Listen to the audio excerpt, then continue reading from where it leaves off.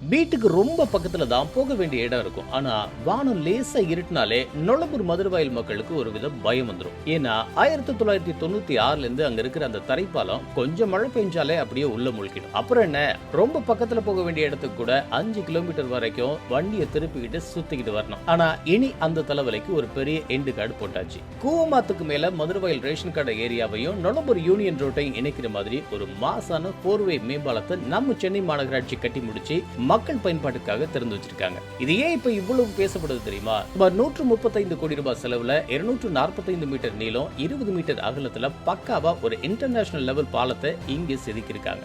முகப்பேர், திருவேற்காடு, நொளம்பூர் மக்களுக்கு இனி அந்த 5 கிலோமீட்டர் அலைச்சல் வேலையே இல்லை. இந்த பாலத்தினால ஒரு நாளைக்கு குறைஞ்சது 15 நிமிஷம் டிராவல் டைம் குறையுது. ஆஸ்பத்திரிக்கு அவசரமா போகணும்னாலும் சரி, வேலைக்கு டைமுக்கு போகணும்னாலும் சரி, இனி தண்ணி ஏறிடும் அப்படிங்கிற பயமே வேணாம்.